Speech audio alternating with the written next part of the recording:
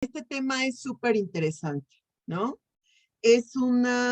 Ahora sí que el control y la manipulación son, pues, los cocos de la codependencia, ¿no? Son lo que más trabajo nos cuesta aceptar, más trabajo nos cuesta reconocer y más trabajo nos cuesta trabajar a veces, ¿no?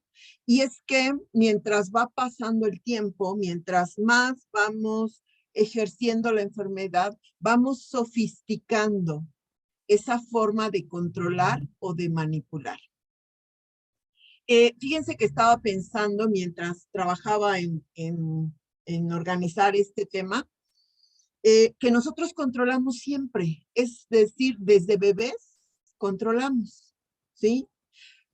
¿Cómo lo hacemos? Bueno, pues cuando necesitamos, cuando somos bebés y no nos sabemos comunicar de otra manera, controlamos con el llanto, controlamos con el, valga la expresión, control o no de esfínteres, controlamos de una manera, vamos a decir así como infantil, ¿no? Que no es propiamente así, sino es la forma como el bebé se puede comunicar. Entonces, el control, si ustedes se fijan, no es tan negativo. En aquel tiempo sirvió para que nos comunicáramos, para que nuestra mamá o nuestros cuidadores cubrieran nuestras necesidades. Entonces, visto desde esa forma, pues el control era necesario. ¿Cuál es el problema? Pues que nos vamos con esa forma de controlar hacia la adultez, ¿sí? Y no sé ustedes, pero yo sí me descubrí muchas veces controlando así como si fuera bebé, con el llanto, con el enojo, con el berrinche, ¿no? Y desde luego con la manipulación. Entonces, el tema de control y manipulación, pues está totalmente ligado, desde luego a la codependencia, pero están totalmente ligados entre ellos. No puede haber control si no hay manipulación, ¿sí? Y la manipulación busca propiamente el control. No sé ustedes, pero a mí el control me causó muchos problemas cuando llegué, más bien antes de llegar a un grupo y bueno, todavía después, ¿no? Porque no entendía, porque el control se vive desde la familia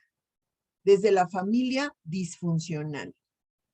Es más, lo que hace sobrevivir, al dolor que existe en una familia disfuncional son varias cosas. Es la negación y por otro lado es el control. Solamente tratando de controlar, estando constantemente en esa lucha, nos podemos olvidar del dolor que hay en una familia disfuncional, ¿sí? Entonces, el control es una regla familiar de entrada. Las familias disfuncionales, pues sabemos que son aquellas donde se desarrollan comportamientos que impiden la intimidad emocional. ¿Cuáles son esos comportamientos? Pues todo lo que es obsesivo y compulsivo, ¿sí? Limpiar, ordenar, pelear, enfermarse, comer, beber, conductas como la infidelidad, estar hablando de otros, la maledicencia, estar fugado en cualquier otro comportamiento para impedir la intimidad emocional. ¿Cuál es la intimidad emocional? Pues es eso, el que los integrantes de la familia puedan comunicarse entre sí lo que están sintiendo, ¿sí? Si están enojados, si están frustrados, si están resentidos, si sienten odio, si están contentos, si están enamorados, si están eufóricos, si están alegres. Todas esas emociones tendrían que saberse manejar dentro de una familia. Ajá, una familia con un alto grado de funcionalidad o con un grado regular de funcionalidad. Pero en las familias disfuncionales no se sabe controlar todo ese tipo de emociones, ¿sí? Entonces, ¿qué sucede? Para poder sobrevivir a esas emociones, se ejerce el control, ¿sí? El control incluye también otras reglas, es decir, no hablar, o sea, no hablar y no sentir sobre todo. ¿Sí? Nos controlan, no sé a ustedes, pero en mi familia se controlaba la forma de sentir. Las niñas no podíamos enojarnos, no podíamos protestar, no podíamos contestar, no podíamos cuestionar porque éramos niñas y las niñas bonitas permanecen en silencio. Entonces, se controlaban, repito, esas emociones. También se controlaba nuestro actuar. Cuando yo era niña, había que portarse bien, ¿sí? Comerse toda la sopa, sacar buenas calificaciones, ayudar en la casa, no ensuciarse. Mi mamá era obsesiva de la limpieza y entonces ensuciarse era el peor pecado del planeta, ¿sí? Gastar los zapatos, no les cuento lo que significaba traerlos, siquiera un poquito raspados de la punta o esto por andar jugando, era verdaderamente un problema. Entonces se empezó a controlar nuestras acciones, ¿sí? Al mismo tiempo se controlaba no solamente sobre los niños, sino sobre la pareja. La pareja, o sea, mi papá y mi mamá se controlaban mutuamente. Entonces, cuando yo salí al mundo a los no sé cuántos años, pues lo que hacía era controlar. Porque además, siendo la más grande, el propio sistema me invitó a desarrollar el control. Es decir, eh, cuidaba a mis hermanos, los vigilaba, les ayudaba. Yo era el ejemplo de ellos. Yo tenía que portarme bien para que ellos siguieran mi ejemplo. Yo podía hasta cierto punto llamarles la atención cuando estábamos en la escuela, cuando íbamos en la calle. Entonces yo aprendí a controlar y observaba alrededor de mi familia, digo, ya pensándolo, todo era control. La abuela controlaba a los tíos, sobre todo a uno, ¿sí? Que le decían que no tenía capacidad de decidir sobre su trabajo o sobre su pareja. Y que cuando se le ocurrió tener pareja, lo perseguían y le decían que no estaba bien esa mujer porque esa mujer le iba a quitar el dinero, ¿sí? Entonces no lo dejaron a ese tío y a otros también. Entonces yo aprendí que así era el amor familiar. Yo estaba dentro de ese hechizo familiar, donde el control era normal, era parte de la vida. Los grandes sabían cómo teníamos que comportarnos los de la siguiente generación. Entonces, cuando empecé un proceso de recuperación, yo decía, bueno, ¿y por qué está mal controlar? ¿Por qué está mal si así lo aprendí? ¿No? Hasta que empecé a darme cuenta el problema que el control me significaba, ¿sí? Ahora, para controlar se requiere la manipulación.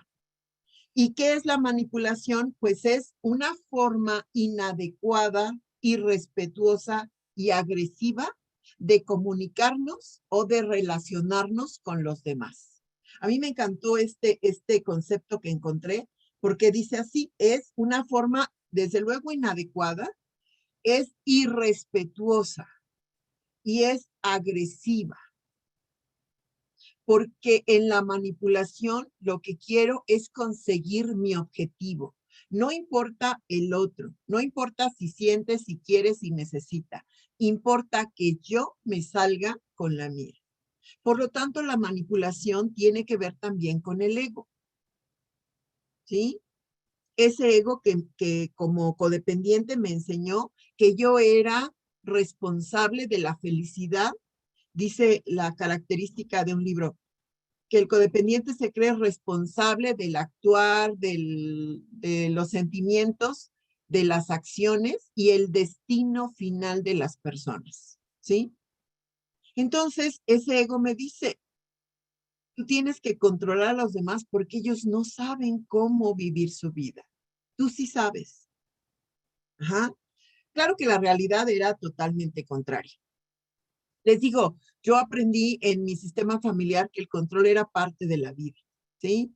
Entonces, siendo la más grande, eh, empecé, bueno, iba a la escuela, luego a la prepa, entonces yo ya sabía cosas. Y llegaba y le decía a mi mamá cómo tenía que tratar a mis hermanos. Aunque ella no aceptaba mucho esas sugerencias, en muchas ocasiones sí me escuchó, ¿sí? Sí le decía, oye, fulanito no está haciendo la tarea. Oye, el otro hermano anda jugando allá afuera en lugar de venir a ayudar a la casa. Este, de manera indirecta le decía yo, me acuerdo mucho, y mi hermana después me lo reclamó, así como, oye, esta hermana anda ya mucho tiempo con el novio. Yo era como la pareja, éramos el dúo dinámico, mi mamá y yo, ¿sí? Ella era la mamá y yo era como su esposo. Y entonces yo controlaba lo que ella me permitía, desde luego, porque cuando ella no quería o cuando ella ejercía el control, era solamente su derecho, solamente era algo suyo, pues. Ujú. Entonces, bueno, pues así con el control empecé a tener grandes problemas. Primero con mis hermanos, porque muchas veces me dijeron, ¿tú por qué te metes? ¿A ti qué te importa? No seas metiche, no vayas de chismosa, aparte luego también existía esto de, si es que tú te crees mucho, ¿no? Porque yo aparentaba, entre comillas, que sabía todo. ¿Y cuándo se derrumbó esto? Bueno, pues cuando conocí una pareja que me llevó a la lona, afortunadamente en un año, digo afortunadamente porque, digo, en algunas ocasiones he escuchado que hay quienes pasan 5, 10, 20 años, ¿no?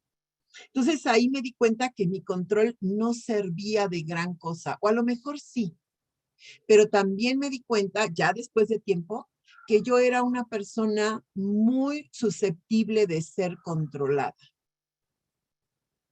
Y así fue mi relación. Un hombre que me controló porque yo se lo permití, desde la forma de vestirme, desde maquillarme o no, más bien era no, para no llamar la atención, lo que pensaba, lo que sentía. Era un hombre culto, él leía mucho, y entonces me hizo una lista de libros que yo tenía que leer, porque yo tenía que hablar de la forma como él creía que debía hablar, ¿sí? No le gustaba que usara un lenguaje muy coloquial. Ujú. No le gustaba cómo redactaba yo. No le gustaba que pues a mí, como era una chava en aquel tiempo, pues me gustaban las cosas de la televisión, no sabía mucho de música clásica y entonces me controlaba en todos esos aspectos. Ujú. Me controlaba cuando era una relación destructiva, entonces como bebé, como les digo, lo único que sabía hacer era llorar. Si estaba enojada, lloraba, si estaba contenta, lloraba, si estaba frustrada, lloraba, todo era llorar. Y desde luego que el tipo se desesperaba, ¿verdad? Así como, ¿por qué lloras, no? Entonces, en ese control me empecé a perder, pero no, eso es lo que yo creía, pero yo venía de un sistema donde el control me había obligado, por decirlo de alguna forma, a tener o a formar un yo falso. Es decir, alguien completamente controlada en sus emociones, o más bien no controlada, reprimida en sus emociones. Yo llegué al absurdo de decir que yo nunca me enojaba y me sentía orgullosa de eso, ¿sí? Cuando la gente me decía, ay, qué sonriente, qué buena onda, decía, ay, sí, es que yo nunca me enojo. Ujú. ¿Por qué? Pues porque lo aprendí desde mi casa. Enojarse era también algo que se descalificaba mucho. Y desde luego que en esa relación de pareja, de igual manera, se descalificaban las emociones que a él no le gustaban, ¿sí? Entonces, bueno, cuando empecé un proceso de recuperación, me di cuenta de lo susceptible que yo era al control. Cómo me podía someter tan fácilmente a la autoridad. Cómo con un grito yo reconocía la autoridad que traía en mi mente y que era mi mamá, desde luego. Y entonces yo decía sí, aunque no quisiera, ¿sí? Me acuerdo mucho que en discusiones con aquella pareja decía él algo así como, ya cállate, y casi en inmediato yo paraba de llorar, ¿no? O no digas eso, no te expreses de esa manera. Y me quedaba callada. No solamente era yo controlada por esa pareja, era controlada por mis amistades. Ajá. Mis amigas decían a qué horas nos veíamos, dónde y de qué forma. Y yo podía llegar puntualita a la cita y ellas no llegar y yo no decía nada, porque tenía miedo de que no quisieran volver a salir conmigo. Entonces estaba controlada por esas amigas, estaba controlada en mi casa, estaba controlada por la pareja, desde luego estaba controlada en el trabajo, yo tenía un jefe así hiper tiránico, no podía ser de otra manera por el sistema de donde yo venía. Y entonces, pues tan controlada también, no sabía quién era yo, ¿sí? El control y la manipulación están fomentados por el ego, ¿sí? Como decía, el control es una regla familiar, es una regla que no se escribe en ningún lado, sin embargo, se sigue al pie de la letra. Ajá. Es como si todos los que vivimos en ese sistema tuviéramos un tatuaje en donde dice, el objetivo de esta familia es controlar. En una parte de esta diapositiva dice, una de las reglas de este sistema es el control y el ego nos convence de que un día lograremos el control absoluto a través de la manipulación. ¿Por qué les digo que es una fantasía del ego? Porque el ego cree que todo lo puede, todo lo controla y todo lo puede solucionar. El ego de un codependiente. Lógicamente, como decía al principio, el control está relacionado con la manipulación. ¿Sí? Ok. En esta regla familiar se justifica el control por el amor. Yo te digo lo que tienes que hacer porque te amo, porque yo soy tu papá, porque yo soy tu mamá y solamente yo sé lo que a ti te conviene, ¿sí? Ese es, como decía hace rato, el hechizo familiar en el que nos metemos. Esa, ese mandato hipnótico, esa hipnosis. Solo tu familia te quiere. Por lo tanto, tienes que hacer lo que tu familia te dice. Aunque la familia tampoco sabe, es decir, los papás tampoco saben ni cómo se llaman, pero ellos dirigen un sistema familiar en la completa ignorancia a veces de cómo de verdad se tiene que llevar, ahora sí que a buen término, a un ser humano. Eh, el control es una adicción psicológica y tiende a juzgar como negativo todo lo que la otra persona hace, o no como negativo, sino como equivocación. Cuando controlamos, no sé ustedes, pero cuando yo me descubro controlando a una persona, por ejemplo, a mi pareja, y a veces voy manejando o vamos manejando o él va manejando y yo le digo hacia la derecha, a la izquierda, que hay un bache, que se fije con el coche que viene adelante, que se fije con el del coche que viene atrás. Entonces estoy juzgando su forma de manejar y estoy controlándolo porque me da miedo. El control tiene mucho en el fondo un gran miedo de que las cosas sean como tienen que ser. Yo no controlo a mi pareja de cómo maneja porque, pues no sé, porque yo sepa más que él, sino porque yo no quiero que pase un accidente. Por lo tanto, el control es profundamente egoísta. A todos los que controlamos, lo que queremos es que lo que tiene que pasar no pase. Fíjense que cuando empezó la pandemia, yo le decía a mi familia, oigan, cuídense, por favor. Desde luego que los controlé porque compré todos los cubrebocas que pude, como estaban bien caros, incluso me gasté todo el dinero que no tenía. Les compré gel, cubrebocas, les compré sanitizante, ¿no? Y les mandaba mensajes constantes al chat familiar para decirles cómo usarlos. Hasta que dije, a ver, ¿qué es lo que te pasa? Tú estás tratando de controlarlos porque tienes mucho miedo de lo que pase. Y después, a manera de broma, en ese chat les comenté, oigan, cuídense por favor, porque no me interesa si se contagian. Lo que me interesa es lo que voy a sentir si a ustedes les pasa algo. Y eso era real, ¿sí? Porque yo en el control lo único que pretendo es no sentir o que las cosas no pasen para que yo no sienta feo. Por lo tanto, en esta diapositiva dice, el control es una forma de egoísmo y roba la libertad y la energía a las otras personas. Cuando yo estaba mandando todos estos mensajes, lo que les estaba haciendo era anular su capacidad de cuidarse a sí mismos. Ajá. Roba la energía, anula la dignidad, pero sobre todo el mensaje en el control es, tú no puedes, tú no sabes. Invalidamos a las personas que controlamos, ¿sí? Repito, atrás del control está la idea de, tengo que hacerlo yo porque tú no sabes. Tengo que hacerlo yo porque tú nunca haces las cosas bien.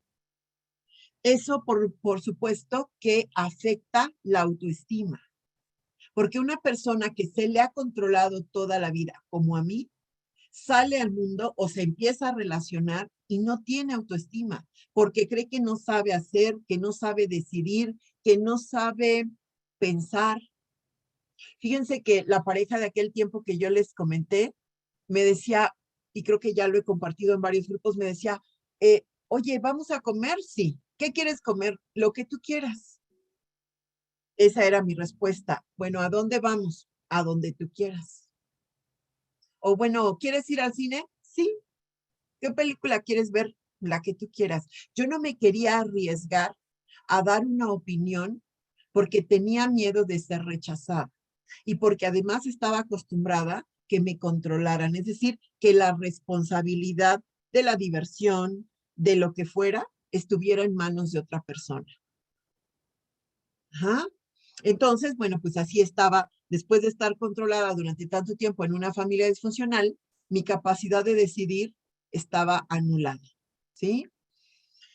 Este, entonces amputa la dignidad de los sujetos a los mismos que hago creer que son incapaces, ahí está equivocado, incapaces de cuidar de sí mismos, ¿sí? Y es una forma de mantener la distancia emocional. No sé si les ha pasado, pero a veces yo me pongo a platicar con gente o con la gente que trabajo y están observando otras cosas. Están viendo si ya llegó el mensaje, están viendo, no sé, se están viendo las uñas o están observando cómo está el lugar. Y eso impide que uno se sienta a gusto en esa comunicación. Bueno, pues con el control es lo mismo, ¿sí? No sé si les ha pasado platicar con un familiar o platicar con un amigo y en lugar de escuchar lo que les están diciendo, les empiezan a decir, pero es que tú debiste hacer esto, pero es que tú no debiste haber contestado de esta manera, ¿sí? O sabes qué, siéntate bien o pide la sopa, por favor. Ajá. No sé si les ha pasado, pero a mí sí, alguna vez con una amiga yo estaba, ya saben, ¿no? En el llanto y me dijo, y entonces me decía, sí, me escuchaba según esto y, oye, pídele a la mesera el café. Ya, seguía yo en el drama y en el llanto y al poquito tiempo me decía, se te está cayendo ahí, una gotita de café, límpiala con la servilleta. Ajá. El control impide la intimidad emocional y eso es lo que se hace en una familia disfuncional. Para no sentir lo que estamos sintiendo, mejor controlamos. Y además, como hay tanto desorden emocional en esta familia, mejor nos ponemos a controlar unos a otros. Yo controlo, por ejemplo, la cocina y me pongo a ordenar la cocina, otro controla a la mamá y entonces se pone a cuestionarle cosas a la mamá, los hermanos entre sí se controlan y así se rompe la posibilidad de tener una intimidad emocional. Ajá. Bueno, y vemos ahí algunas imágenes, ¿no? De la manipulación y de cómo el control hace que pensemos o que creemos que lo que pensamos es la pieza que le falta al cerebro del otro. Ajá. Como decía, el control es la característica principal de la codependencia. Además de ayudarnos a fugarnos de la realidad, nos ayuda a tener adrenalina, porque en una familia disfuncional lo que más hay es una gran depresión, ¿sí? Somos depresivos funcionales. Antes de la pandemia del COVID, la pandemia que existía era la depresión, ¿sí? Y es difícil a veces de reconocerla porque nos volvemos deprimidos funcionales. Trabajamos, vamos a fiestas, podemos parecer personas, vamos a decir, normales o que tenemos capacidad de muchas cosas, pero realmente estamos deprimidos. Entonces, ¿por qué necesitamos adrenalina? Porque la depresión hace que nos queramos quedar acostados, tirados, ¿verdad? Sin hacer nada. Sin embargo, la adrenalina, que significa el control, nos saca de esa situación. Dice, el codependiente no se siente lo suficientemente capaz para dirigir su vida, entonces se pone a dirigir la de otros.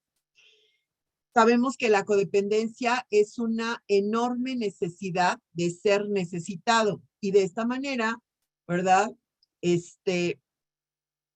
En el control o generando sugerencias, consejos, situaciones para que la gente haga lo que yo quiero, desarrollo esa necesidad de los otros y entonces con eso me siento importante.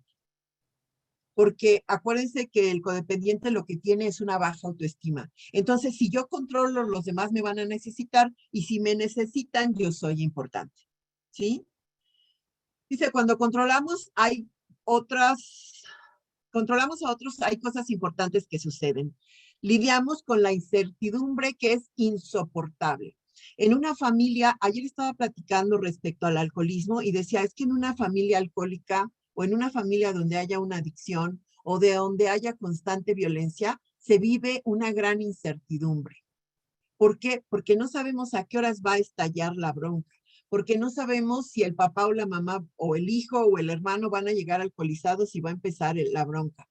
Me decía el fin de semana un muchacho, es que voy a tener una reunión familiar y no sé si mi papá se va a poner a tomar. Y eso me genera mucho miedo y me hace estar pendiente de la reacción de mi papá. Y estoy observando si ya se levantó, si está sentado, de qué manera se ríe, si está, dice, él me decía, yo observo mucho su cara, a ver qué gestos hace, ¿sí? Porque cree que observando eso vas a ver el momento en el que el papá va a decidir beber y entonces él va a poder entrar y decirle, cálmate, siéntate, no hagas eso, espérate. Esa es su creencia fantasiosa, ¿no? Entonces, con el control lidiamos con la incertidumbre. Anulamos desde luego a las personas, ya que los invalidamos como estaba mencionando. También ayudamos a los que ayudamos a la gente que nos rodea sin que nos lo pida. Se nos olvida que para que no ejerzamos el control y demos una verdadera ayuda, tienen que pasar tres cosas como se mencionan ahí. Que nos pidan ayuda, que podamos brindarla y que queramos ayudar.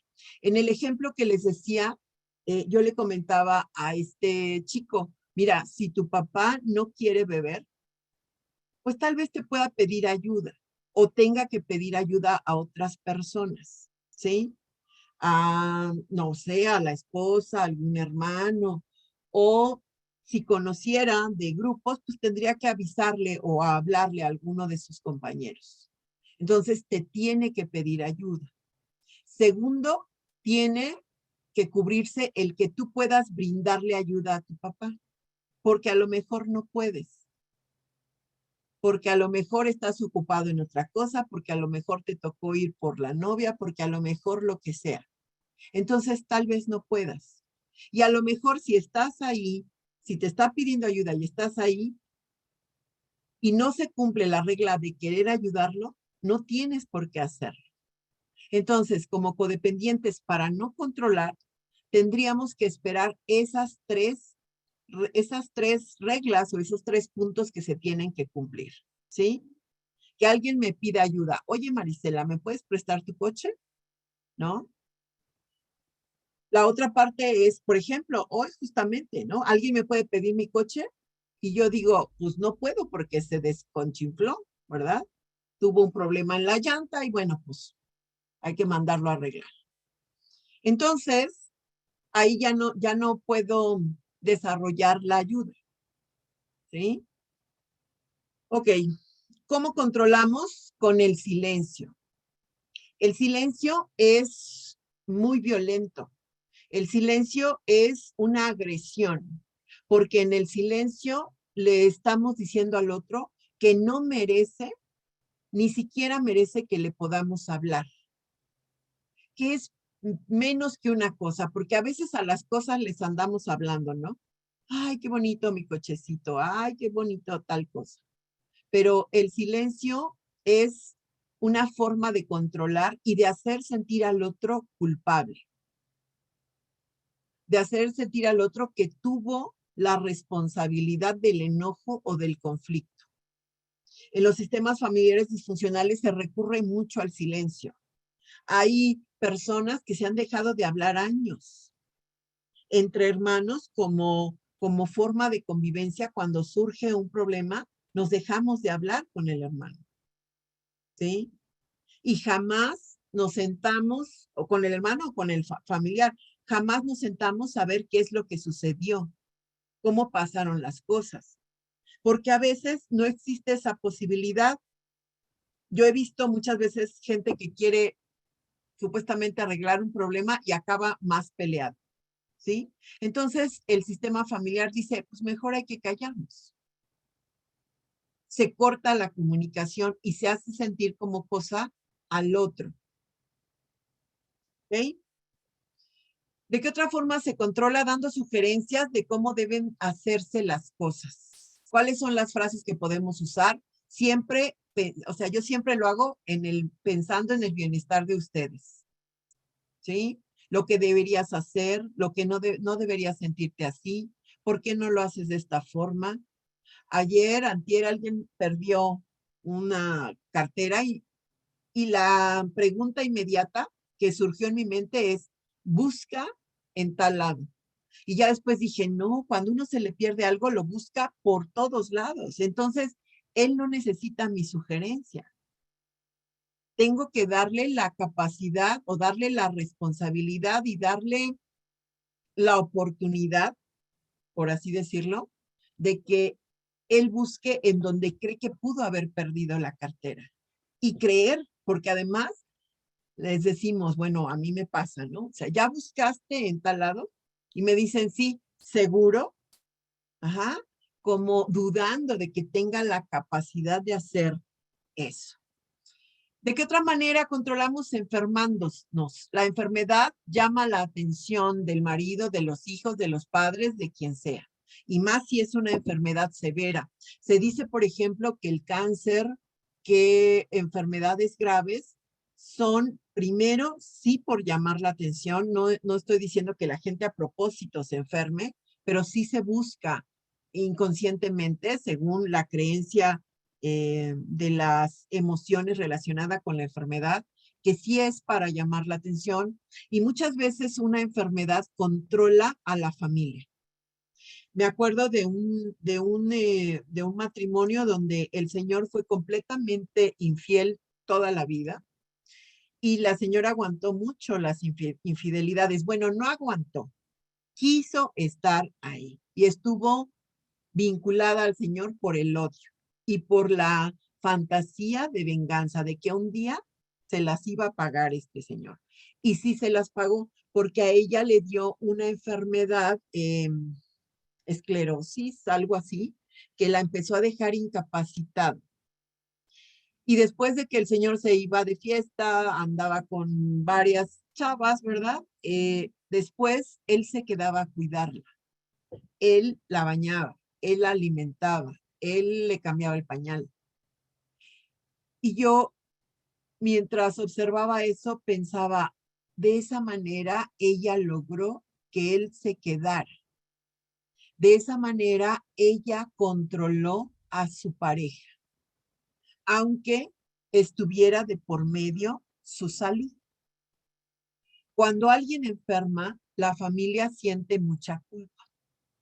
Y hay enfermedades que son, pues así como muy llamativas. Déjenme comentarles que de forma personal, yo tengo artritis. Y cuando yo le dije a mi familia eso, todo el mundo volcó la atención hacia mí. ¿Sí? Te vamos a ayudar, te vamos a no sé qué, no te preocupes, me llevaban, me traían, me sobaban, lo que sea. Porque la familia siente una enorme culpa cuando sucede una enfermedad grave a uno de los integrantes, ¿sí? Y entonces, bueno, pues ya analizando, yo me di cuenta que mi enfermedad, que está totalmente controlada, por fortuna, gracias a terapia, gracias a los grupos, desde luego, gracias al programa y gracias a todo eso y a los medicamentos, por supuesto, está totalmente controlada.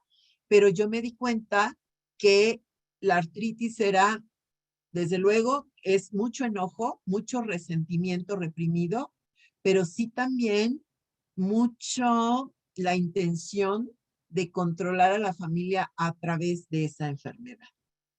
¿Ok?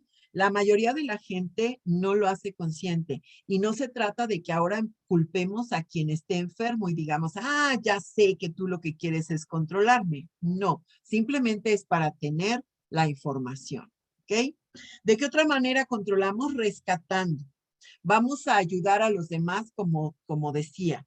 Vamos a impedir que los demás aprendan lo que cada lección de vida les tiene preparado. La necesidad de que otros no sientan o vivan lo que deben sentir o vivir lleva a un control compulsivo, ¿sí? Les digo, o sea, yo en la pandemia así empecé. Ajá.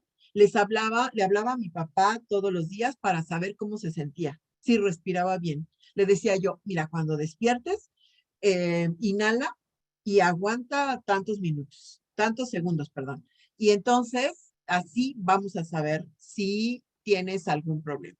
Posteriormente, compré un oxímetro, ¿sí? Eh, Era una compulsión porque yo tenía miedo. Yo no sé si a ustedes les dio, pero yo tenía miedo porque una pandemia así en la vida yo la había vivido. Entonces, eso era en relación a la pandemia. Pero otras veces, si alguien no tiene trabajo, empiezo a pensar, ay, puede poner un puesto de tal cosa. Y entonces le hablo, oye, amiga, ¿por qué tú que eres tan habilidosa para tal cosa? ¿Por qué no pones un negocio así? ¿Por qué no abres tu puerta y pones ese negocio? ¿Sí? O a veces me sorprendo, eh, alguna vez alguien decía, oye, es que tengo que hacer 3 cosas o 4 en el día. Y entonces yo le dije, ah, es que mira, primero puedes ir hacia el sur y luego puedes ir así y luego te pasas al centro y luego de regreso. O sea, yo le hice el itinerario. Cuando me di cuenta, ya después le dije, no, bueno, como tú decidas, ¿no? O sea, como tú quieras. Entonces sí, rescatamos a la persona. En el caso, por ejemplo, de los familiares que tienen alguna adicción como el alcoholismo, la familia tiende a esa compulsión, a rescatarlos, a prestarles dinero, a justificarlos en el trabajo. Me comentaban de una mamá que rescata a su hijo constantemente del alcohol. ¿Y cómo lo hace? Cuando él está alcoholizado, llega a la casa de ella para que la esposa no lo vea y no tengan problema. Y entonces la señora de su pensión manda el gasto a la familia, ¿sí? Y entonces así lo protege o lo controla para que él no tenga o no viva la consecuencia que es pues que la esposa se enoje o lo deje o lo que sea, ¿sí? Entonces, eso sucede mucho en las familias con una problemática de adicción, ¿sí? También se rescata o se trata de rescatar a veces dándoles pláticas o sermones interminables. Mira, tú lo que deberías hacer es irte a un grupo, vete a un grupo de 24 horas o de tradicional, pero vete a un grupo de AA. Es más, yo te acompaño, yo te llevo. Decía una compañera hace tiempo en el grupo donde yo comencé, decía, es que fíjate, acompañan a la familia y las que se quedan son ellas, ¿sí? El que se queda es el acompañante, pero pues existe la fantasía del rescate. ¿De qué otra manera podemos controlar? Pues a través de la manipulación para lograr que los otros hagan lo que queremos y lo que creemos que necesitan. Aquí viene la otra parte de la manipulación. El objetivo, como decía al principio, es que el otro haga lo que yo quiero que haga, porque en mi fantasía codependiente, yo sé lo que a él o a ella le conviene. Se puede confundir porque, pues, los padres de familia, al tener a sus hijos, pues tienen que ejercer una manipulación amorosa, vamos a llamarle así. De hecho, yo en mi trabajo eso es lo que hago, ¿sí? Veo a una persona, me comenta su problemática y a través de diferentes, a lo mejor técnicas, lo que sea, logró la manipulación. Es decir, que esa persona piense de otra manera o llegue a una conclusión o a un aprendizaje por su propia reflexión. Entonces, lo que yo hago, no sé si me estoy justificando, pero lo que yo hago es una manipulación positiva, vamos a decir así. Si nosotros trabajamos, si somos jefes, si somos el papá, la mamá, si somos líderes de un grupo, si somos servidores de un grupo de autoayuda, pues de alguna manera usamos la manipulación, vamos a decir que de forma positiva, tratando de convencer a los compañeros, a los trabajadores de miren, pues vamos a ponernos la camiseta, a dar el 100 para lograr el objetivo de la productividad o para lograr que se desarrolle en los grupos, por ejemplo, la semana de unidad, cosas así. Pero ¿dónde es un problema este comportamiento? En donde, repito, se convierte en una forma inadecuada, irrespetuosa y agresiva, donde el objetivo es que el otro haga lo que yo quiero, no lo que necesita hacer, no lo que necesita aprender, sino lo que yo creo que le conviene. Y en esa manipulación vamos a echar toda la carne al asador. Fíjense que lo que creo es que los que somos manipuladores somos bastante creativos, porque le buscamos de una forma, ¿sí? Voy a hablar con él, a ver si entiende, ¿sí? Le voy a decir, fíjate que hay un grupo que está por allá por Plutarco Elías Calles y es un muy buen grupo, ¿por qué no te vas para allá? ¿Sí? Y si no funciona, voy a sacar otra herramienta, voy a usar otra habilidad. Le voy a decir, fíjate que hay una plática el viernes. ¿Por qué no te conectas? Es más, te mando el enlace. Es más, vente a mi casa y lo vemos juntos. ¿Sí?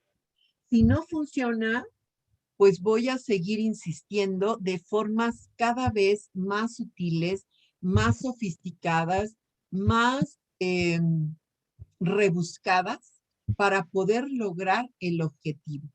¿Cuál es el objetivo? Que el otro cambie. Que el otro haga lo que yo creo, lo que mi ego me dice que el otro necesita. Si tiene una relación destructiva, ¿verdad? Si bien es cierto, como integrantes de un programa, pues hay que hacer el 12º paso, es decir, hay que pasar el mensaje. Pero el 12º paso nunca dice persíguelo, háblale por teléfono todos los días, mándale los enlaces para que se conecte a la junta, convéncelo. No lo dice de esa manera, por lo menos yo no lo he leído en ninguna parte, ¿no? Entonces, les decía, tenemos formas más sofisticadas cada vez de manipulación. Y no se diga si ya tenemos información, porque ahora ya sé, si antes controlaba y manipulaba, ahora con información mucho más, porque ya voy al grupo, o porque ya estoy en terapia, o porque ya leí libros, o porque ya vi videos. Escuchaba a una persona que tiene, pues no sé, como un mes en un grupo, y le dijo a otra, es que ahora tú vas a aprender de mí, porque ya estoy pensando en, en buscar una madrina, y bueno, ahí no sé cómo manejan el grupo, pero dice, ya me va a poner a trabajar el primer paso. Y yo digo, tiene un mes, pero ya está pensando en cómo manipular a la otra, que es la hermana, ¿no? Y cómo le va a enseñar cómo es la vida. Todavía no sabe ni cómo se llama, pero ella ya le va a enseñar a la otra, ¿no? Entonces, bueno, la manipulación es lo que estábamos comentando, donde se suele expresar una petición, solicitar o solicitud de ayuda o una queja con un objetivo claro, conseguir lo que uno quiere sin tener en cuenta los deseos de la otra persona. La necesidad del ego es salirse con la suya. En la manipulación es bien importante entender que el manipulador percibe a la otra persona, es decir, percibe su vulnerabilidad. Yo manipulo o alguien puede manipularme a mí si percibe que tengo miedo, que no me quiero quedar sola, que no sé qué hacer, que no puedo hacerme responsable de mí. Eso es bien característico de la manipulación. Los hijos, por ejemplo, así manipulan a los papás, a la mamá o al papá, ¿no? Es decir, ay mamá, déjame salir. Ah, ya ves que cuando era chiquito, acuérdate que no me dejaba salir con mis amiguitos. Entonces, ahora déjame salir al cine, ¿no? O préstame un dinero. Y los padres que son culposos o son culpígenos, es decir, que se llenan mucho de culpa, caen en esa manipulación. Mucho tiempo trabajé dando clases en secundaria y los chavos eran bien inteligentes, ¿sí? Venía la mamá y, oye, ¿por qué reprobaste? Ah, pues es que acuérdate que tú no estabas y no me diste para el material para la papelería. Y yo les decía, oye, ¿y no pudiste hacer aunque sea un dibujito así de palitos y bolitas? ¿O no pudiste haber copiado, ¿no? La del libro, lo que se te estaba pidiendo. Entonces buscaban la manipulación. En la manipulación también el manipulador se victimiza, ¿sí? Ay, es que yo que he estado toda la vida cuidándote, yo que te di la vida, que me quité el pan de la boca para mantenerte y mira cómo me pagas, ¿sí? Pues te quitaste el pan de la boca porque era tu obligación, porque tú decidiste tener hijos. Entonces, a esos hijos había que alimentarlos, mandarlos a la escuela, vestirlos, esas son las necesidades más básicas, o también había que darles diversión y había que darles otras cosas. Entonces, no hiciste más que lo que te correspondía. Pero un papá o una mamá manipuladora se victimiza. Eh, un día estaba viendo un videito de TikTok donde la mamá le habla a la hija y le dice, oye, mira que se está cayendo, goteando, ¿no? Algo del lavabo. Y la chava le dice, oye, estoy en la junta, no puedo, busca por favor quién te ayude. Y la mamá le empieza a decir, es que yo estoy sola, como tú no te interesa, y además me siento mal, estoy enferma, me sube la presión, no sé qué. Y la chava termina diciendo, está bien, mamá, ahorita voy a ver qué es lo que sucede. ¿Sí? cayó en la victimización de la mamá. Y así sucede. No es solamente que la mamá se victimice. Acuérdense que como uno de los roles de las familias disfuncionales es la víctima. Está el héroe, está el conciliador, está el chivo expiatorio, está otros que ahorita no recuerdo, pero está la víctima. La que siempre o el que siempre va a buscar ganancias secundarias a través de su victimez. Va a ser exigente, va a ser una persona exigente, demandante, chillona, necia, así, victimizada. Yo conozco a una víctima que es así una mujer de unos, ¿qué será? Como 45 años, y que a todo mundo le anda diciendo que ella es una mujer sola porque se divorció, que tiene 2 hijas y casi que nadie le ayuda. Entonces, lo que hace la gente es darle, ¿sí? Cada que la escucho, porque es una persona cercana, cada que la escucho siempre está pobre y enferma. Y entonces todo el mundo le dice, oye, ¿ya viste a tal médico? Oye, ¿y ya compraste tal medicina? Y entonces su respuesta es, pues no tengo dinero. Entonces, ¿qué creen que hacen los demás? Pues empiezan a dar su dinerito, ¿verdad? A ver, mira, te doy esto para que te ayudes. Ella dice que es una mujer sola y el exmarido nunca ha dejado a sus hijas sin la manutención. Es más, hasta paga el celular de ella, el plan del cel de ella. Y yo la observo y digo, mírala, la víctima tiene muchas ganancias secundarias. Y además, esta persona es muy buena para manipular. Es súper inteligente porque hay que ser inteligentes para manipular. Estaba estudiando, creo que una maestría, me parece, y ponía a todo el mundo a ayudarle a hacer sus tareas, ¿sí? La hija, por supuesto, se preocupaba muchísimo, entonces le ayudaba en la computadora a hacer sus presentaciones y todo lo que tenía que presentar.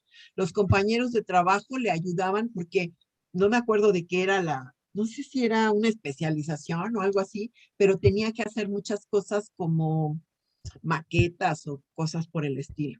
Entonces, los que le ayudaban a hacer eso eran los compañeros de trabajo.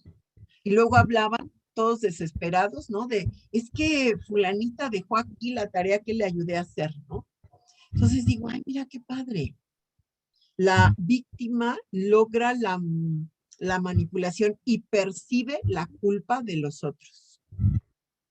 El manipulador va a percibir la vulnerabilidad y la culpa del otro. Entonces, bueno, una vez que la persona está sometida por la culpa, hará lo que sea para no sentir esa culpa, ¿sí? La culpa es algo que genera una sensación,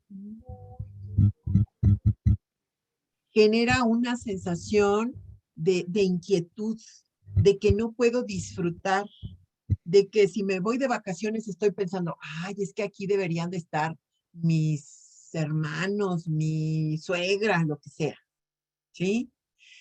Dicen que cuando vamos a algún lugar y traemos recuerditos, estamos pagando culpas. Por eso yo, cuando me voy de vacaciones, no traigo nada, ¿sí? Porque no quiero pagar culpas. Entonces, una persona sometida por la culpa hará lo que yo quiera que haga. De hecho, la culpa también es una regla familiar. Mientras más culpa se genere a los integrantes de la familia, más van a estar sometidos y más van a cumplir ese mandato hipnótico, ¿sí? Entonces, la culpa tiene o es una deuda impagable. Uno puede comprar lo que sea por culpa. Y veo en la actualidad, y ustedes lo han de ver también, a muchos papás con mucha culpa por dejar a los hijos solos. Una mamá hace poco me decía, es que, ¿cómo pude elegirle ese papá a mi hijo? Y le dije, es que si no hubieras elegido ese papá, pues no tendrías ese hijo, simple y sencillamente por esa situación. Pero entonces al chavito le compra lo que sea, al precio que sea, porque además ella trabaja todo el día y lo deja con la abuela. Entonces le compra lo que sea y además caro, para sentir que la culpa se paga un poquito. Y eso lo percibe muy bien el manipulador.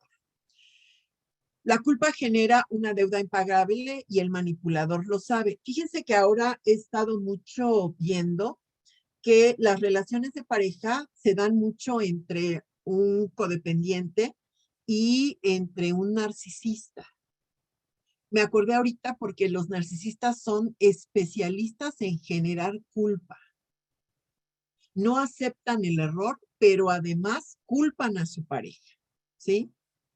Me decía un muchacho, es que si yo salgo, siento una culpa tan grande que me regreso de la fiesta, porque ella me empieza a mandar mensajes de, estoy aquí sola, estoy recordando cuando estábamos juntos o cuando salimos juntos, cuando dormimos juntos. Me siento, angustiada porque no sé si estás lejos y ese lado de la ciudad sea peligroso. Y él ya se regresa. Y entonces al otro día le dice, oye, me estuviste manipulando para no sé qué, y ella le regresa la culpa, ¿sí? Y le dice, pues para que te regresaste, lo que pasa es que acuérdate cuando tú saliste aquella vez y que finalmente resultó que te diste un beso con la otra, con una muchacha, eso ya pasó hace como 8 años, pero ella lo sigue trayendo para voltearle el papel y regresarle la culpa a él. Entonces, bueno, pues así es de horrorosa la culpa. ¿Qué tenemos que hacer? Bueno, para que el control y la manipulación no nos afecten. Primero, el control hay que detectarlo. ¿Y cómo se hace eso? Pues hablando. Lo que se hace en un grupo, lo que decimos en un amadrinamiento o apadrinamiento, lo que reconocemos en un cuarto paso, en un 10º paso, ¿sí?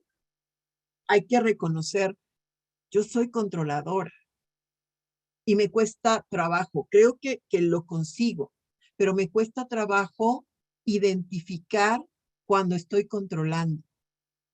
Sin embargo, lo que hago ya también es preguntarle a la otra persona, ¿sí?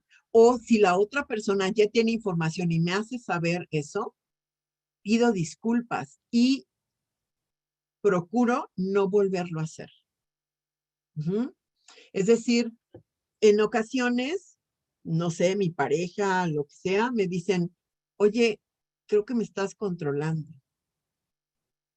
Y entonces no me queda otra más que aceptarlo, ¿no? Así como, ay, perdón, ¿no?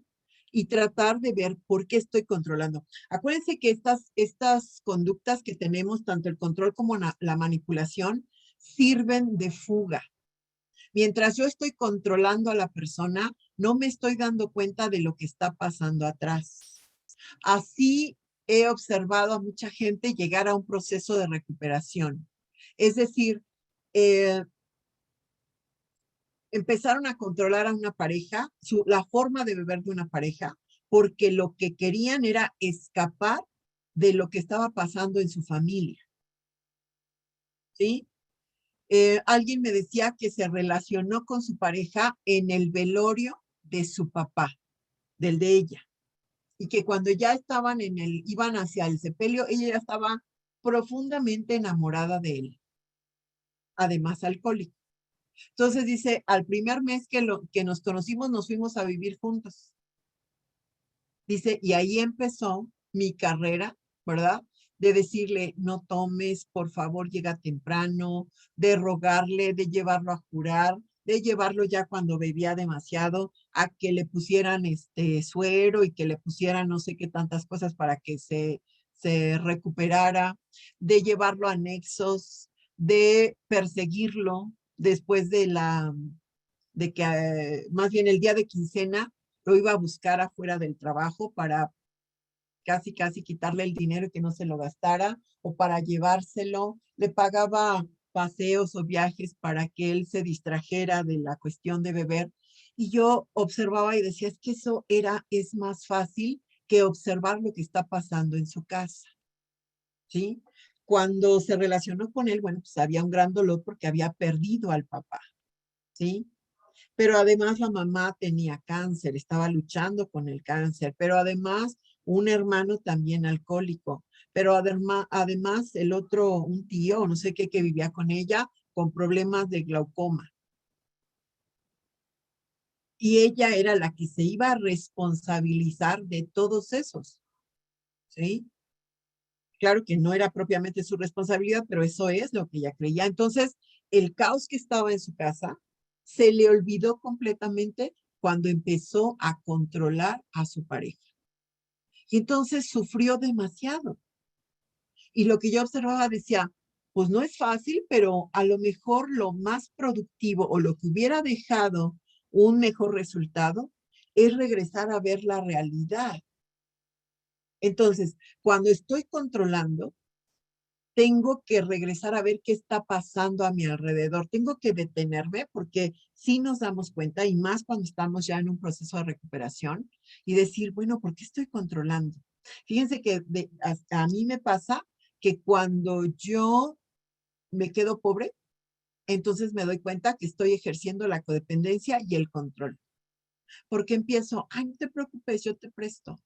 Ay, yo pago, yo invito. Yo soy como pues como un borracho con el dinero. No se preocupen, yo pago, ¿sí? Este, así, rescato, presto, doy sin que me lo pidan, despilfarro el dinero. Y después digo, a ver, ¿qué está pasando? ¿Por qué te estás quedando pobre? Porque estás controlando con el dinero. ¿Y por qué estás controlando? Ah, pues porque estoy estresada. Porque estoy muy estresada, porque tengo algún problema, porque tengo algo que resolver importante. Y entonces detengo esa conducta. Y a mí me sirve mucho ponerme a escribir, ¿sí? Es una técnica maravillosa.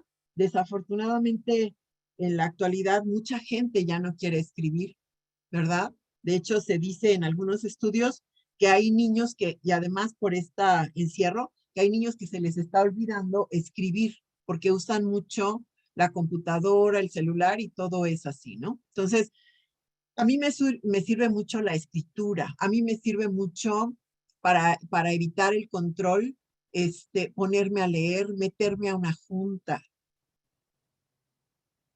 ponerme a escuchar a alguien que me solicita que le escuche y a identificar conductas de control en la otra persona, las empiezo eh, a ver y a observar y a identificar en mí. ¿Sí? Entonces, eso sería para el control. Para poder frenar esta cuestión del control, también importa trabajar el control como regla familiar, es decir, hagamos una especie de autobiografía con el control, cómo me controlaban, cómo aprendí que esta regla era vital en mi familia, cómo el control contuvo, entre comillas, contuvo el dolor que sentíamos, cómo impidió que nos conociéramos profundamente, cómo el control generó resentimientos, cómo el control generó hasta una adicción, porque no estamos justificando a los adictos o a los codependientes que nos metemos en una relación destructiva o en miles de cosas. Pero la realidad es que la disfuncionalidad y el control ejercido en la familia dan ganas de irse corriendo. Cuando yo empecé cuando yo empecé en una relación destructiva, lo que quería era irme de mi casa. Lo que quería era que alguien llegara y me sacara de ahí, porque fíjense que hasta hace muy poco, bueno, hasta después de haber empezado un proceso de recuperación, entendí que yo no tenía que esperar, no un príncipe azul, sino un hombre que me sacara, porque yo decía, es que yo quiero tener un novio que me lleve a pasear, que me lleve a esto, que me lleve, que se haga cargo de mí. Ajá. Entonces, pues cuando pasó por ahí uno que me pareció que podía hacer eso, pues me enganché. Y me enganché tanto en esa relación que, como decía, no estaba yo viendo qué estaba pasando atrás. Mi familia era verdaderamente un caos. Una hermana embarazada en tiempos donde era una afrenta el embarazo, donde, y de verdad esto no es broma, de verdad sí se le decía a ella que había manchado el honor de la familia, porque mi familia es perfecta, entre comillas. Nadie fumaba, nadie tomaba, todo el mundo iba a la escuela, éramos niños inteligentes, mi papá y mi mamá trabajaban, que yo sepa, nunca fueron infieles, entonces, y era todo ordenadito, la casa súper limpia, no teníamos mucho dinero, vivíamos con lo básico, pero eso sí, la casa ordenada, limpia, todos peinados, planchados, todos perfectos. Entonces, cuando sucedió eso, bueno, pues se cayó el mundo, ¿no? Entonces había eso, había ¿qué otras cosas? Pues un problema cardíaco que le detectaron a mi papá, que finalmente no fue tan grave, ¿verdad? Y el control excesivo y la rigidez de del propio sistema familiar encabezado por mi mamá. Entonces yo lo que quería era irme de ahí. Imagínense cómo era la rigidez en ese sistema familiar, que a los 27 años, 27, 28, yo le pedía permiso a mi mamá para salir. Y si ella me decía que no, no salía.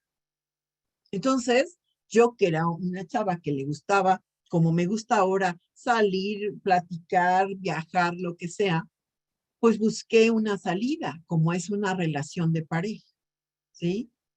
Y al ejercer el control con él y al meterme en esa relación destructiva, pues desde luego que me olvidé del caos que estaba afuera.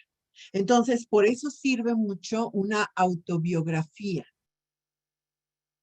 donde la pregunta sea, ¿cómo se ejerció el control en mi sistema familiar? ¿Sí? Bien. Ahora, en cuanto a la manipulación, pues hay algunos tips que mencioné aquí y que les voy a leer porque creo que ya no vienen en la presentación, pero bueno, yo se los comento, ¿sí? El primero es difícil observar a un manipulador. En los grupos, yo creo que en los grupos de autoayuda ya no nos es tan difícil. ¿Por qué? Porque el estar escuchando constantemente a una persona o a varias personas en una tribuna nos ayuda a identificar. Ya muchos, cuando escuchamos a alguien, decimos, ah, está llorando de berrinche, ¿no? Como los niños, ¿no? O, lo que pasa es que quiso manipular. Esto sin juicio, simplemente observando, ¿sí?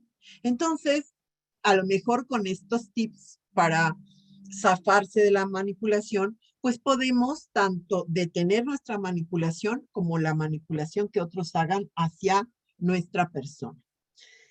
Primero dice que los manipuladores son observadores y analíticos. Presentan una alta capacidad de identificar las emociones. Era lo que les decía hace rato, ¿sí?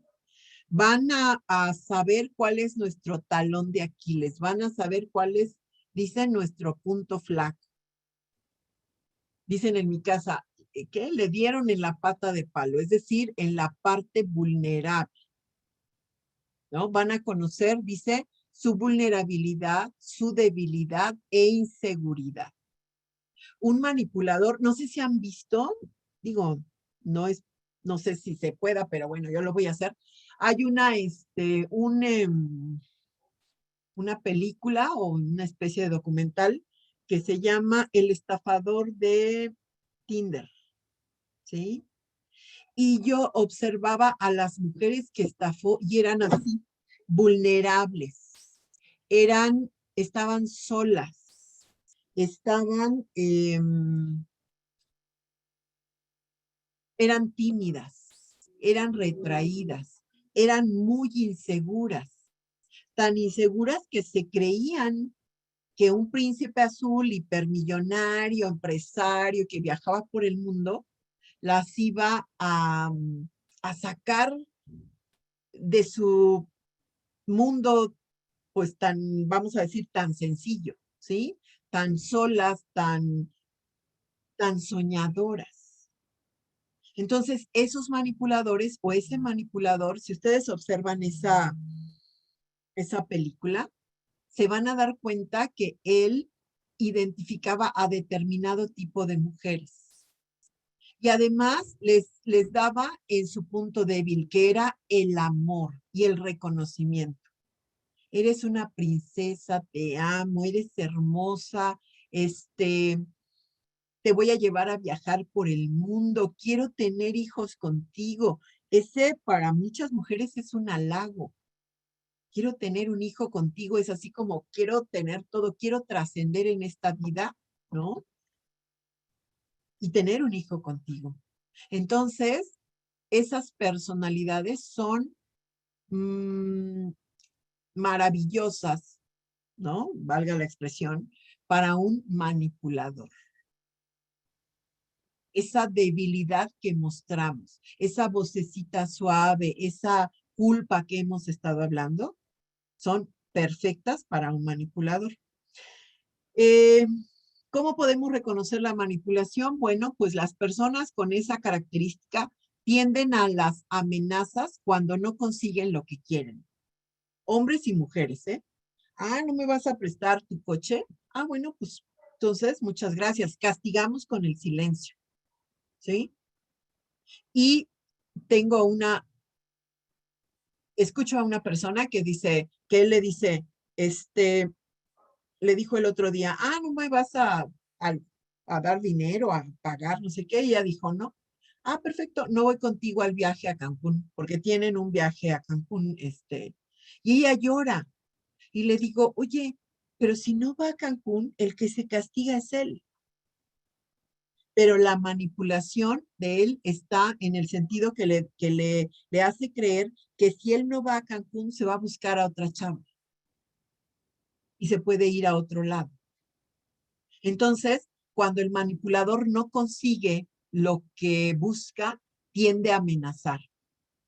Otra forma de poder detectar la manipulación es que el manipulador nos va a responsabilizar de sus reacciones emocionales y de las consecuencias de las mismas. ¿Ya ves? Te di una cachetada porque me hiciste enojar. O los papás o las mamás, es que como no te pones a estudiar, como no sacas dieces, por eso te pegué.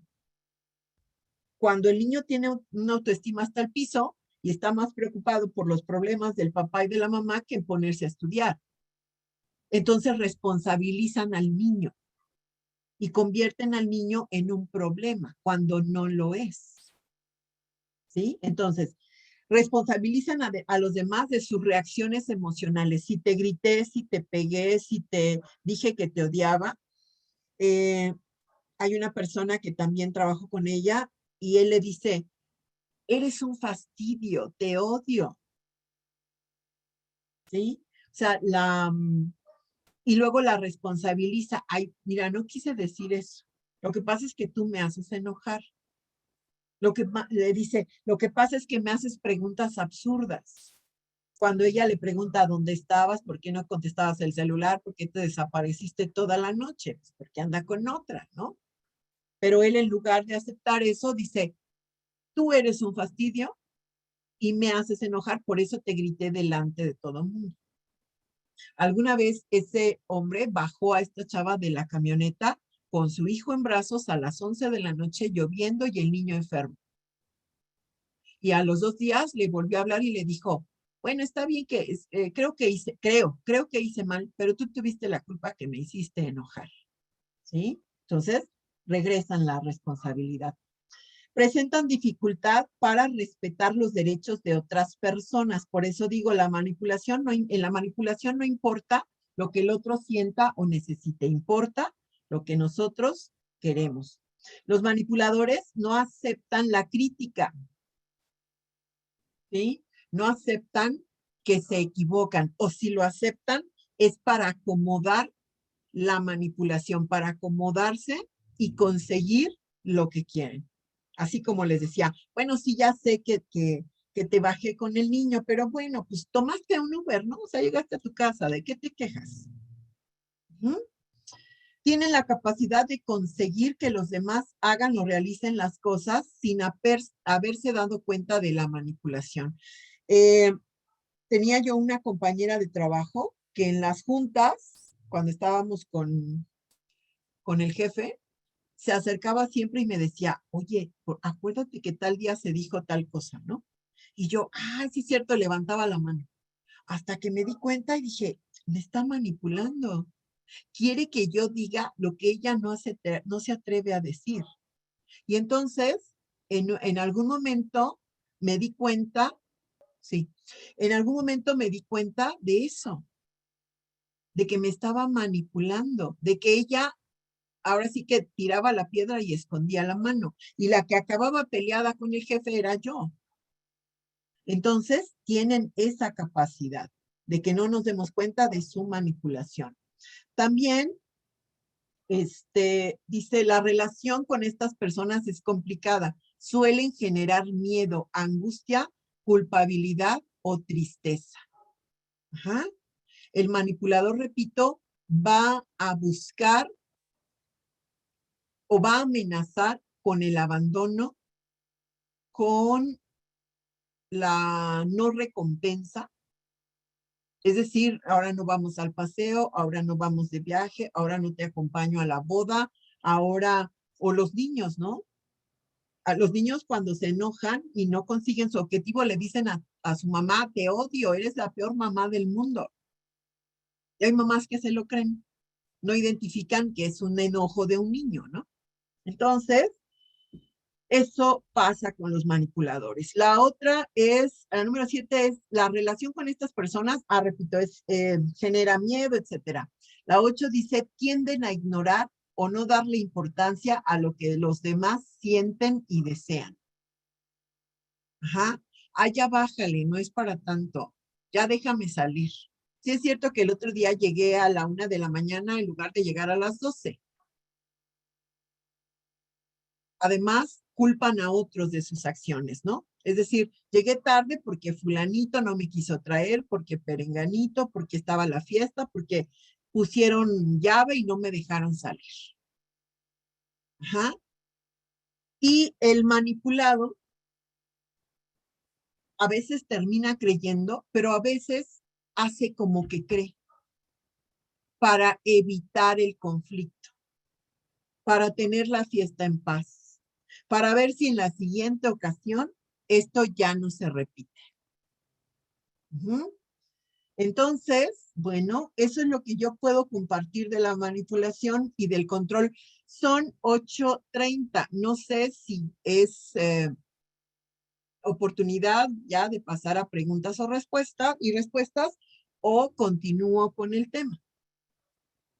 Me gustaría que me dijeran qué procede. Yo creo que ya ahorita ya en este horario vamos a entrar a lo que es preguntas y respuestas. Oh, bien, yo sí tengo alguna pregunta, compañera, Marisela. No sé si podrías en un momento dado ampliarnos un poquito.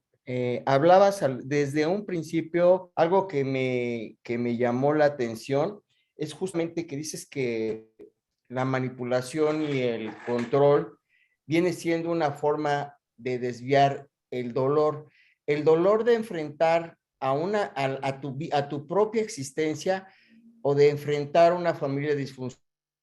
Son cosas que quisiera que si fueras tú tan amable en podernos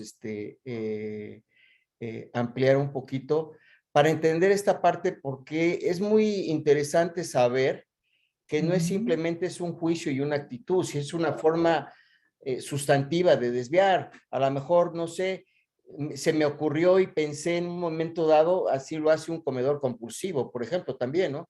Es una forma de desviar el ver mi realidad como tal en una relación, en aquel entonces disfuncional de una familia, ¿no? Si pudieras ampliar ese término, si eres tan amable. Gracias, compañera Marisela.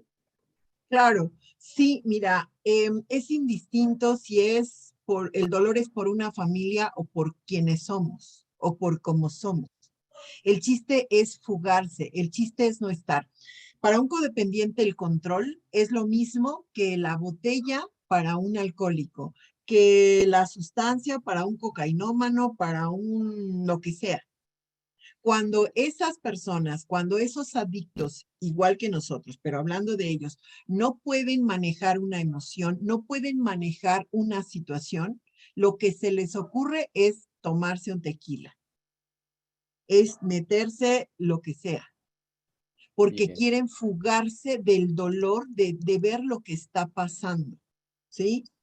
Eh, Algún alcohólico me decía, es que yo no, en primera me dijo, yo no sé por qué se enojan si yo cuando me tomo un alcohol ya todo está tranquilo, ¿sí? Pero estaba en proceso de divorcio. Entonces, cada que pensaba que se iban a llevar a sus hijos, que finalmente su relación había, pues, vamos a decir que fracasado, a él lo que se le ocurría o lo que se le ponía en la mente era la cantina, sus cuates y desde luego el alcohol, ¿sí? Esa es la forma de fugarse. Esa es la forma de decir, no quiero saber nada. Ellos se meten una botella de alcohol y se olvidan. Nosotros, los codependientes, nos metemos en una relación destructiva, nos obsesionamos por controlar.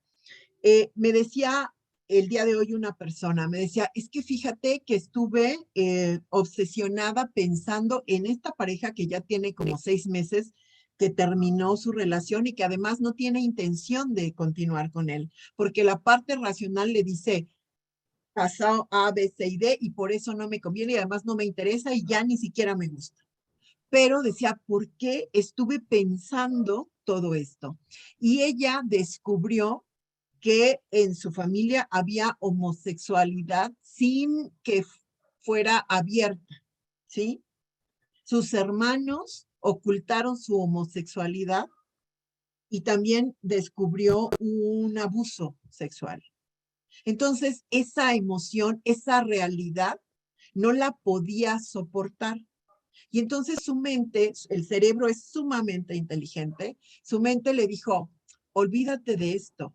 Y le empezó a mandar imágenes de cuando estaban juntos, cuando iban al cine, cuando iban al parque, cuando conoció a su pareja, ajá, porque es más fácil manejar eso que enfrentar el dolor, no de la homosexualidad, sino de que se vivió como secreto y que además por vivirla como secreto se llevó a cabo un abuso sexual y que eso la desilusiona profundamente de quienes cometieron ese abuso.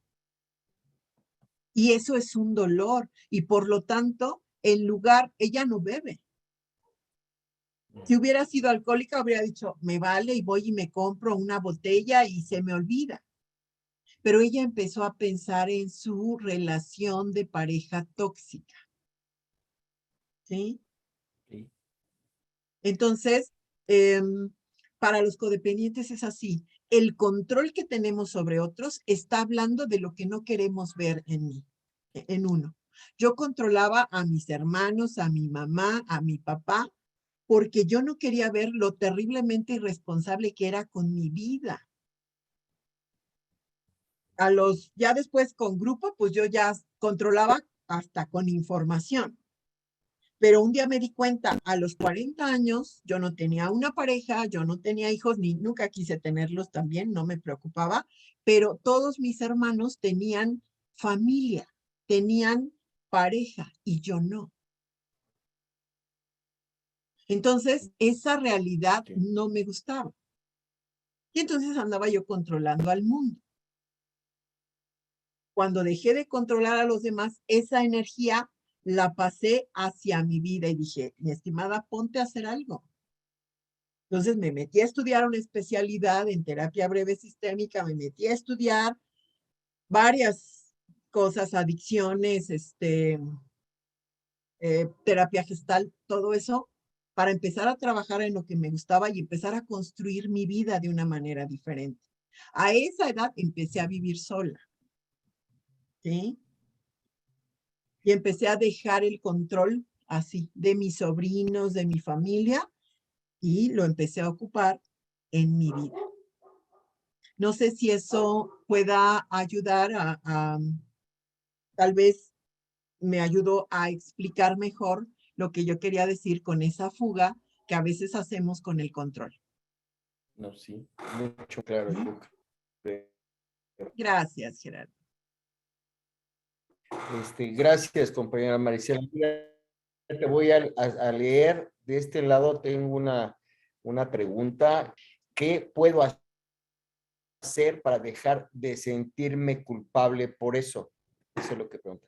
¿Quieres que te la vuelva a repetir? Perdón. Sí, por favor, porque se corta un poquito la... La voz.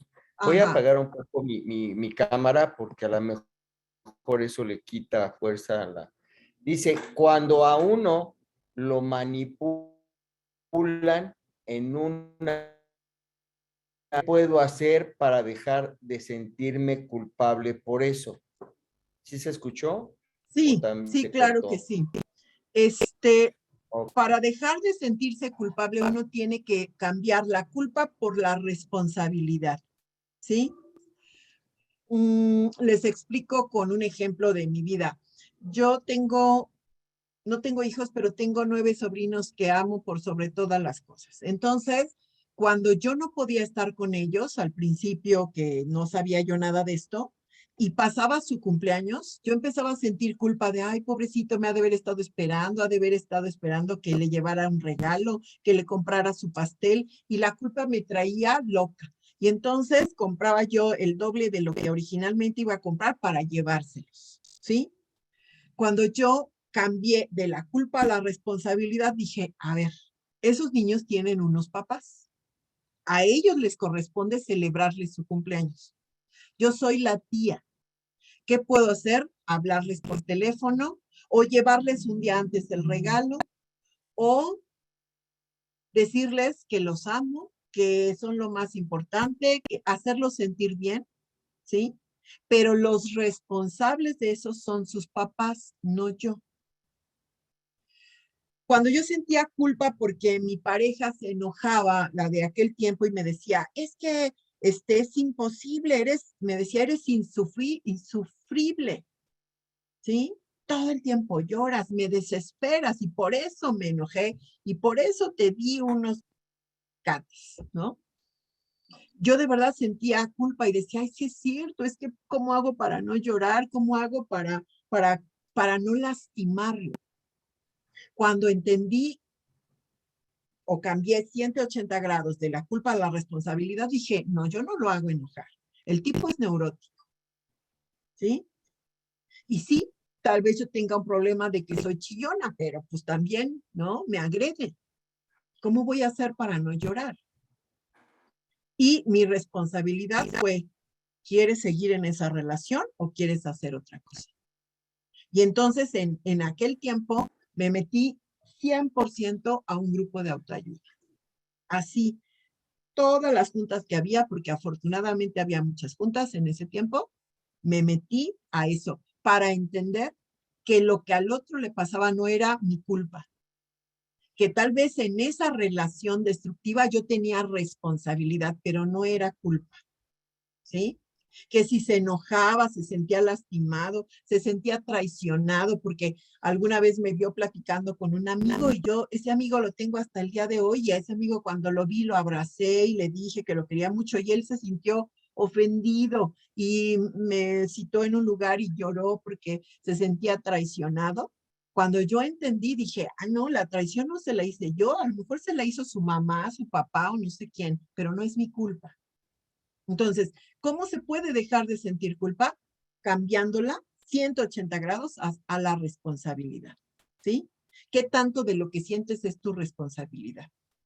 La culpa también hace como que veamos disminuidos a los otros. Ay, es que lo lastimé. Ay, es que le dije. Ay, es que lo abandoné. Ay, es que no comió por estarme esperando. No, no comió, o sea, no por no estarte esperando, sino por controlarte. Porque si tenía hambre, tenía que hacerse responsable de su hambre y comer. Y no culparte cuando tú llegaste de no he comido por tu culpa. No, mi estimado, no has comido porque no has querido, porque me quieres controlar. ¿Sí? Entonces, pues hay que hacer este tipo de análisis en nuestra cabeza, repito, para cambiar de la culpa a la responsabilidad. Es pasar totalmente al otro lado. ¿Ok? Muchas gracias. Por favor, puedes abrir tu micrófono para Santa. Gracias. ¿Yo? Sí, claro. Ah, gracias. Hola, Marisela, buenas noches. Soy Ilse, soy Hola, Ilse. codependiente. Hola, Ilse. Agradezco de verdad lo que nos compartiste el día de hoy. Espero formular bien mi pregunta.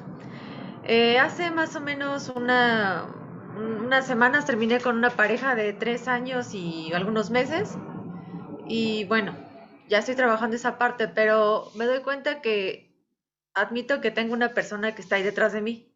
O sea, amigo que desde hace mucho tiempo lo conozco, pero últimamente he estado muy insistente y he estado muy insistente, ¿no? A mí me gustan muchas cosas de él, pero muchas otras no, y lo que siento que no me gusta para nada es físicamente. La verdad, no me gusta físicamente, lo trato de ver y digo, no.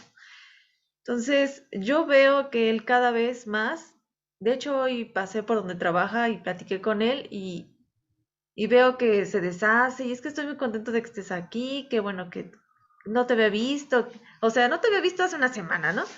Este, pero a mí me gusta, lo admito, quiero balconearme como ese halago, como esa atención, como estar con...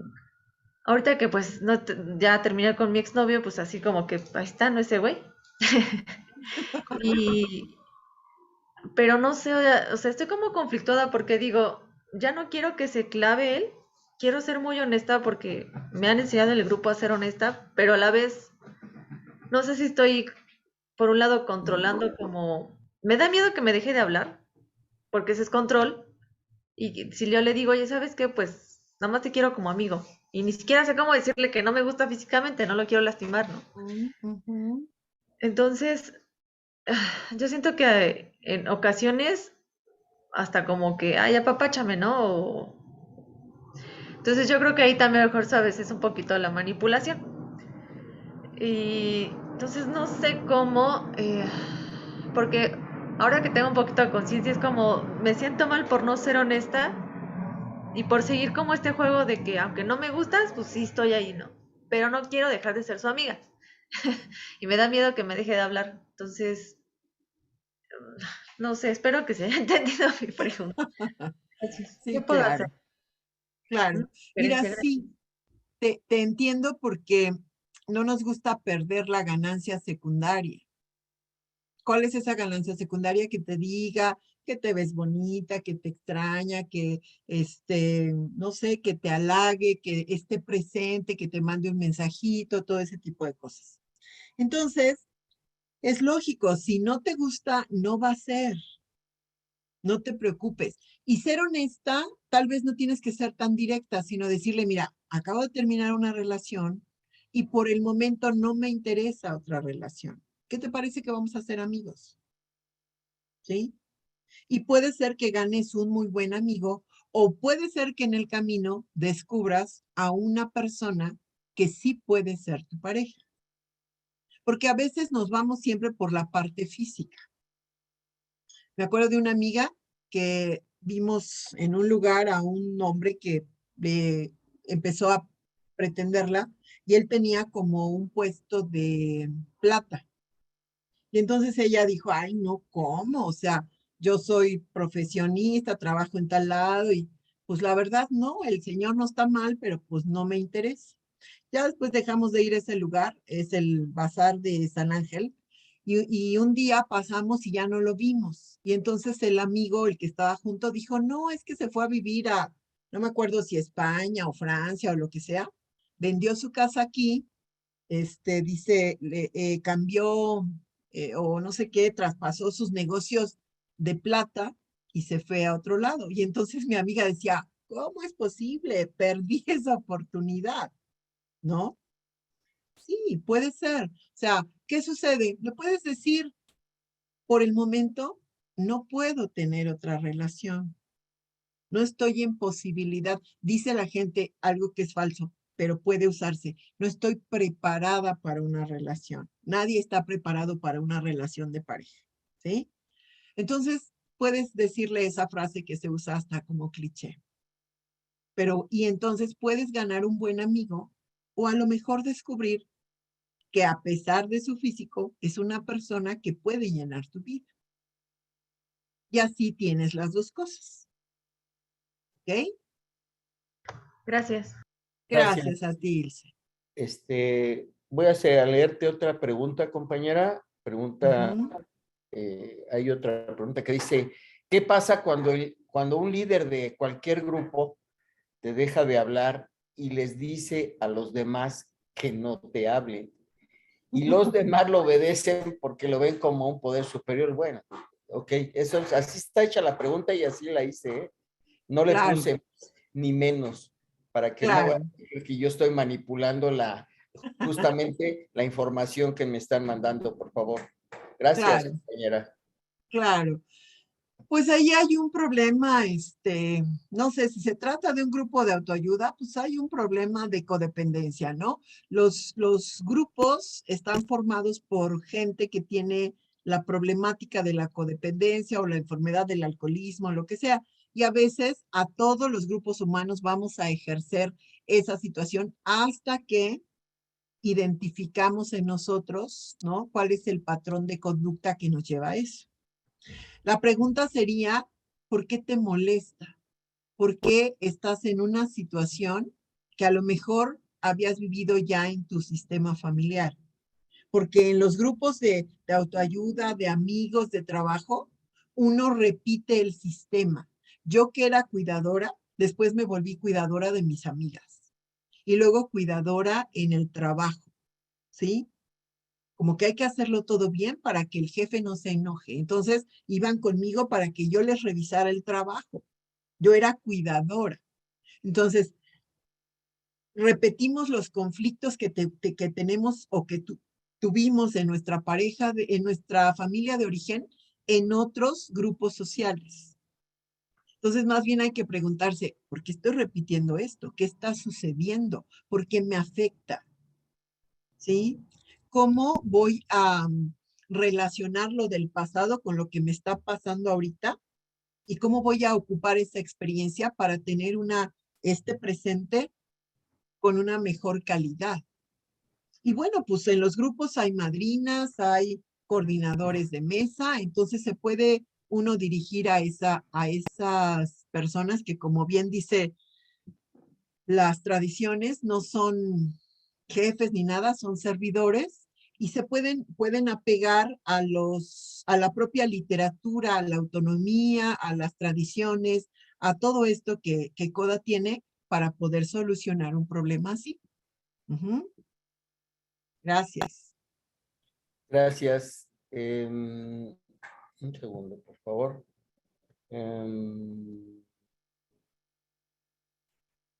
Dice la enfermedad como una manera de llamar la atención sucedió con mi hermano. Fue esclerosis múltiple y después, creo que abajo está aquí, permítanme porque el compañero escribió abajo, y después cáncer, y yo seguí después con una cadena de enfermedades por 2 años. Al final, pues yo ocupé su lugar al rescatar a la familia de origen. Es cierto, la enfermedad es un truco mortal como enfermo. Bueno, es como, no tanto como pregunta, sino está Es un afirmando, comentario. es un comentario lo que está haciendo. Ujú.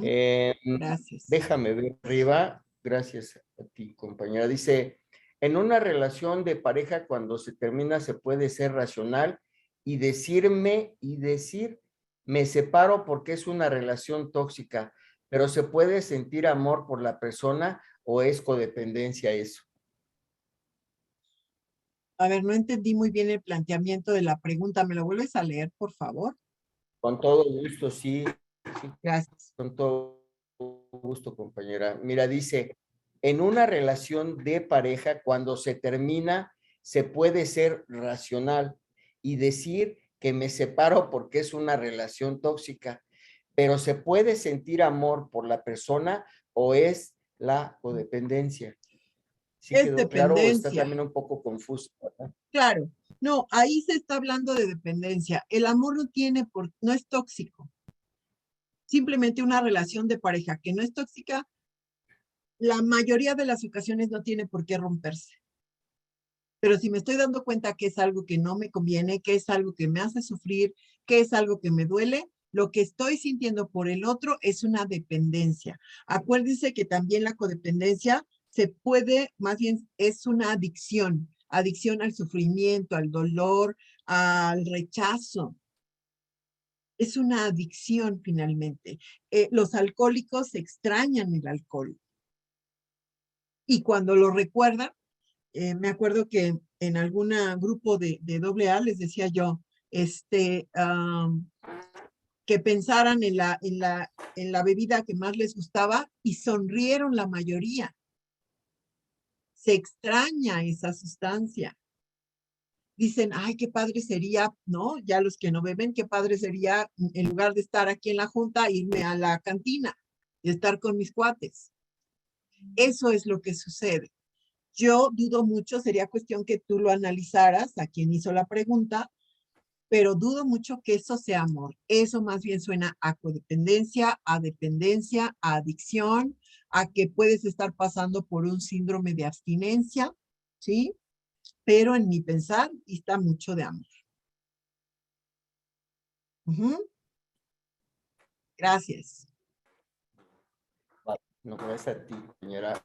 Aquí hay otra pregunta que dice, me gustaría preguntar cómo sanar y terminar internamente los ciclos y relaciones con manipuladores psicológicos y emocionales, ya que eso genera adicción. ¿Se Es escuchó todo bien, un compañera? proceso. Perdón. Sí, es que eso es todo un proceso. ¿Cómo se sale de la manipulación dándose cuenta de la realidad? Todos tenemos capacidad de percibir, ¿sí? La bronca de estar con un manipulador que es así como súper profesional y no porque se aprenda la manipulación en una universidad, ¿verdad? Es que a veces es difícil zafarse de esa manipulación, pero siempre, siempre tenemos la capacidad de darnos cuenta y decir, me está mintiendo. ¿Sí? Su actitud A no checa con la B, por lo tanto es C. En la chica que yo les decía, a ver, fulanita, si se desapareció todo el viernes desde las 7 de la noche y apareció el sábado a las 3 de la tarde y no bebe, ¿qué crees que estuvo haciendo? Además, ya le descubriste las fotos desnuda de la otra chava. Ya le descubriste que le manda mensajes de te amo y él se los contesta en ese mismo término. ¿Qué crees que está pasando? Y entonces me dice, pues sí, puede ser que esté con ella. Puede ser, ¿eh? Todavía lo dudaba.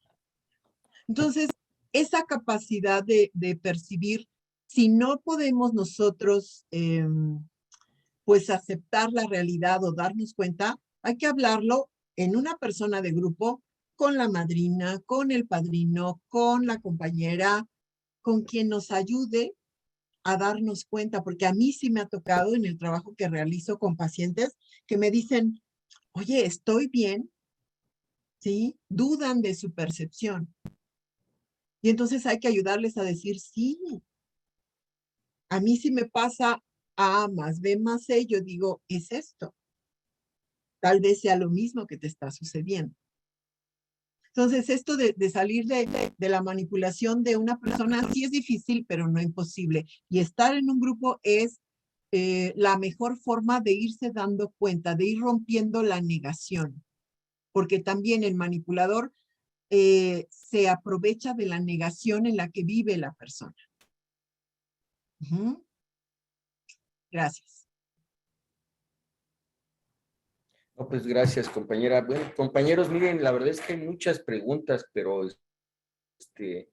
Estoy a 2 minutos de terminar. Yo dejo que mi compañera Marisela quería darte por lo menos el agradecimiento, al igual que todos nosotros, de mi manera particular y de todo nuestro grupo. Agradecer este compartimiento, la verdad tuvo para más. Yo cuando volteé ya eran 8:30, casi, pues, tan atención, ¿no? Claro. Marisela, ¿quieres por favor tomar la palabra, si eres tan amable? Claro que Gracias, sí. Gerardo. Muchas gracias, Marisela, por habernos regalado este compartimiento. A nombre del grupo, de verdad que te lo agradecemos mucho y bueno, esperamos tenerte de nuevo más adelante. Y bueno, pues continuamos y cerraremos nuestra junta por hoy. Gracias a todos, compañeros. Agradecemos su presencia. Bueno, dice, les agradezco nos hayan permitido coordinar esta sesión. Los invitamos a terminar con nuestra oración de cierre que dice: agradecemos a nuestro poder superior por todo aquello que hemos recibido de la reunión. A la hora de cerrar, llevamos con nosotros la sabiduría, el amor y la aceptación y la esperanza de la recuperación. Ahora los invitamos con nuestra cadena de unidad, si así lo desean. Y dice: Dios, si pueden abrir sus micrófonos, está bien, compañeros. Dios, concédeme serenidad para aceptar las cosas que no puedo cambiar, Valor para cambiar las que sí puedo, y sabiduría para reconocer la diferencia. Hágase tu voluntad y no la mía. Yo soy responsable Cuando cualquiera, donde quiera, extienda su mano pidiendo ayuda. Quiero que la mano de Codependientes Anónimos siempre esté ahí, y por eso yo soy responsable. Hasta luego. Buenas noches. Muchas gracias.